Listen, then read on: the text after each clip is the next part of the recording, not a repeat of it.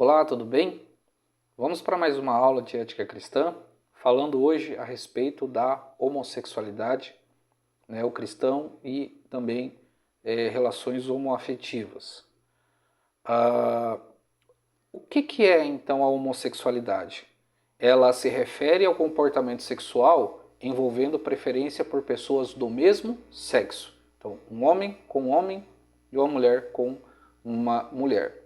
Então você tem outros termos que também estão ligados a esse tema, como por exemplo, bissexual.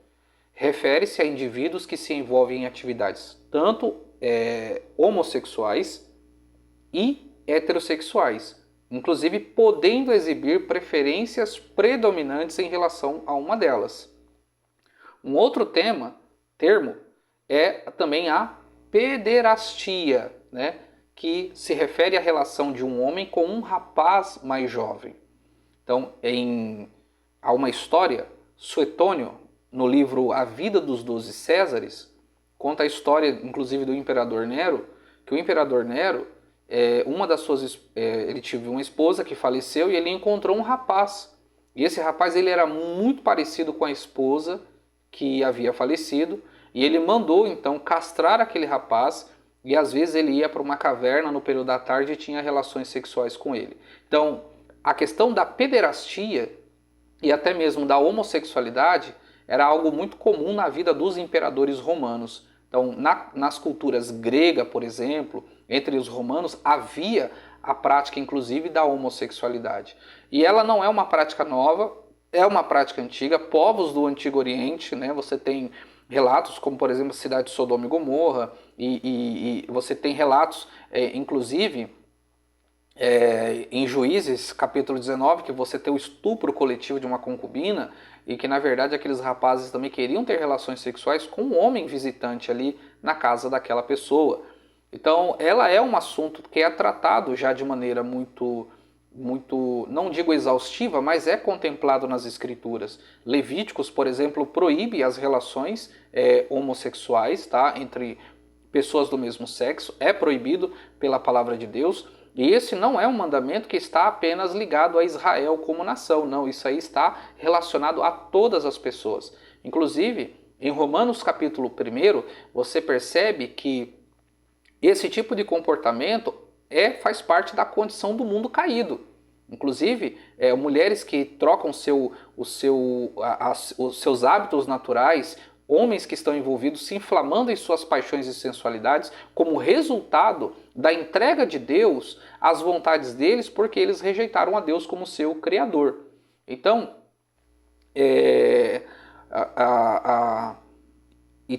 esse tipo de comportamento, ele é contemplado e tratado na palavra de Deus.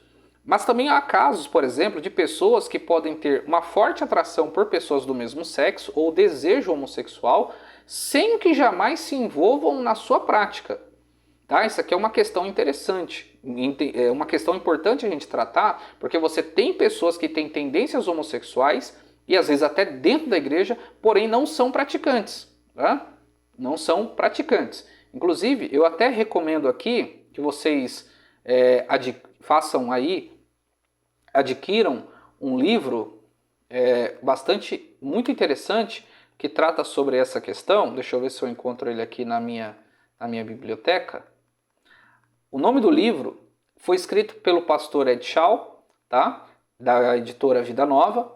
Se chama A Atração por Pessoas do Mesmo Sexo e a Igreja, a Plausibilidade do Celibato.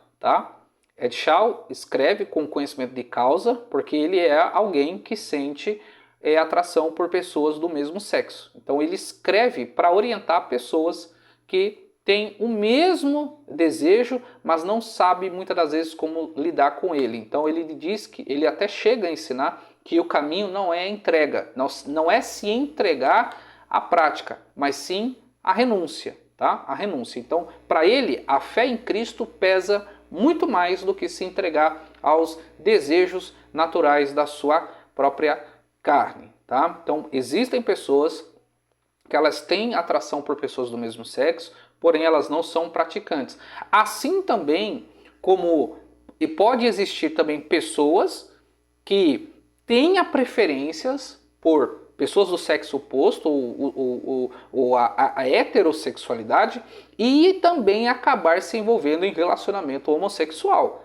Então, na palavra de Deus, a prática da homossexualidade ela é proibida, tá? A descrentes e também a cristãos, porque é a deformidade daquele plano original que Deus havia estabelecido lá no Éden.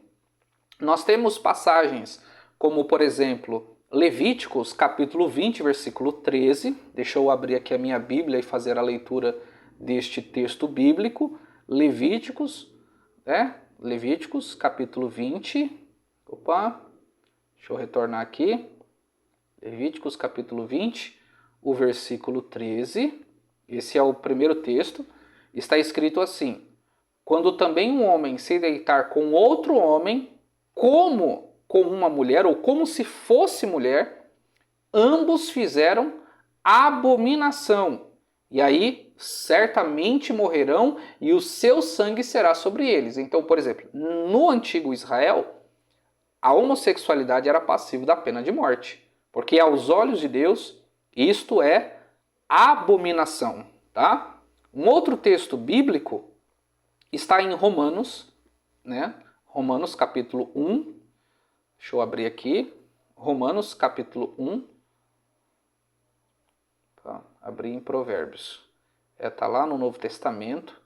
Romanos capítulo 1.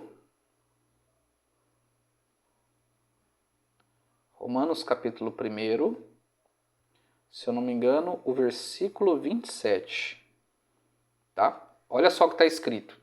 Semelhantemente também os varões, os homens, deixando o uso natural da mulher, o que isso se refere? De ter relações sexuais com a mulher, se inflamaram em sua sensualidade uns para com os outros, varão com varão, cometendo torpeza e recebendo em si mesmos a recompensa que convinha ao seu erro. Então, Paulo aqui descreve a condição do mundo caído, do mundo gentil caído, de todos os seres humanos, inclusive com a perversão no seu comportamento, né? A mudança de hábitos sexuais, de o homem, em vez de ter relações apenas com a mulher, então ele tem relações com outro homem. E aos olhos de Deus, isso é condenável. Então, nós temos uma outra passagem bíblica que está em 1 Coríntios, tá? 1 Coríntios, capítulo 6. 1 Coríntios, deixa eu achar aqui Novo Testamento, capítulo 6. É importante nós lermos essas referências. 1 Coríntios, capítulo 6, os versículos 9 a 11. Tá? Olha o que está escrito. Não sabeis que os injustos não hão de herdar o reino de Deus? Então aqui não vai ser salvo. Herdar o reino de Deus aqui...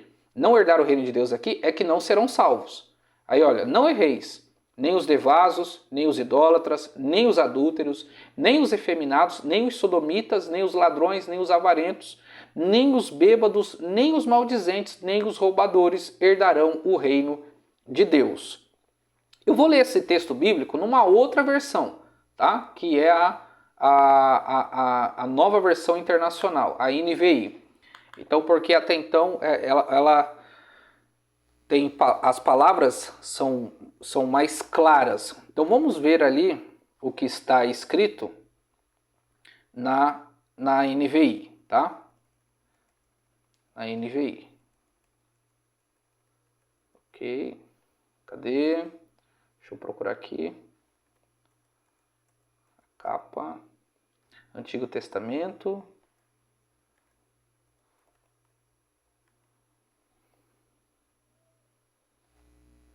1 Coríntios. 1 Coríntios. Capítulo 6, tá? Então vamos lá. Capítulo 6, a partir do versículo 9. Olha só. Vocês não sabem que os perversos... Capítulo 6 e o versículo 9. Vocês não sabem que os perversos não herdarão o reino de Deus? Não se deixe enganar, nem imorais, nem idólatras, nem adúlteros, olha só, nem homossexuais passivos ou ativos. E aqui está uma coisa interessante. O texto aponta a prática, tá? Porque há pessoas que têm tendências homossexuais, porém eles não são praticantes. Mas aqui o texto é muito claro sobre a prática, tanto eles passivos ou ativos. Nem ladrões, nem avarentos, nem alcoólatras, nem caluniadores, nem trapaceiros herdarão o reino de Deus. Isto é, não serão salvos. Então, biblicamente falando, a prática da homossexualidade, ela é condenável e quem pratica não vai herdar o reino de Deus. É muito verdade que o atual debate sobre a questão da homossexualidade, querendo ou não, chegou nas nossas portas, inclusive até na igreja. Então você tem igrejas progressistas, inclusivas, que aceitam casais homossexuais. Você tem aí, recentemente, igrejas metodistas nos Estados Unidos que estão ordenando pastoras transexuais. E você tem igrejas que são pastoreadas por casais de homens ou casais de mulheres. Um grande exemplo é a Cidade Refúgio, da pastora Lana Ruder, que é casada também com uma outra mulher.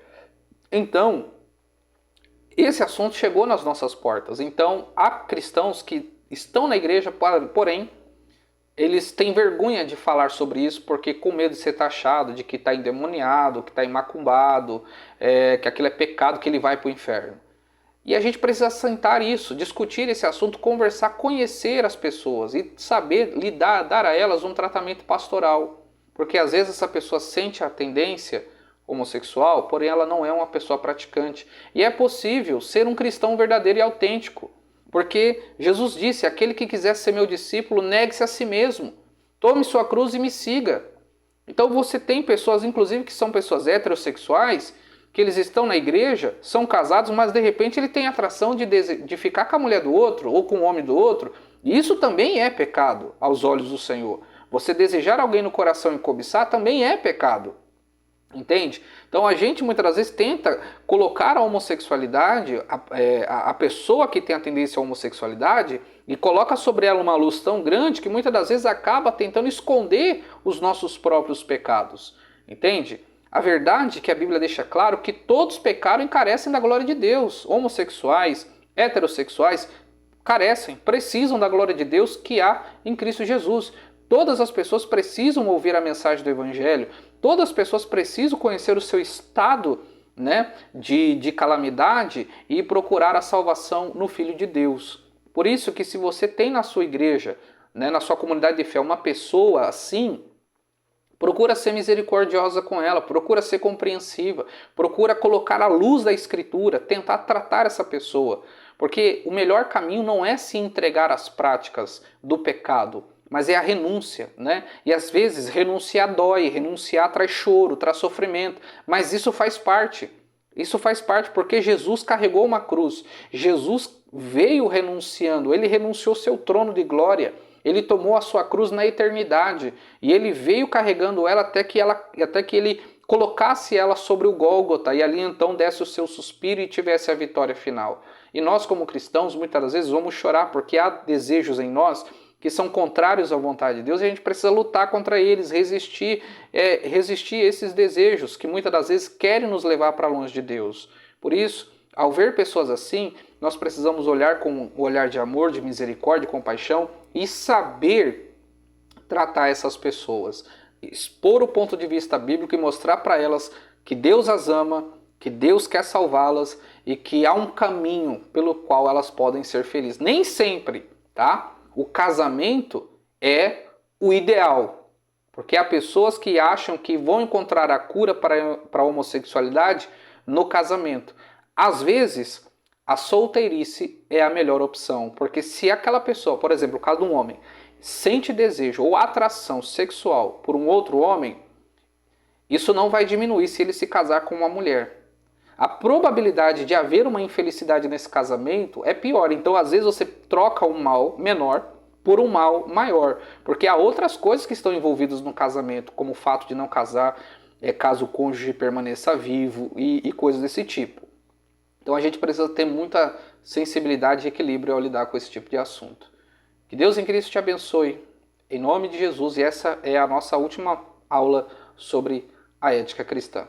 Um forte abraço, fiquem na paz do Senhor.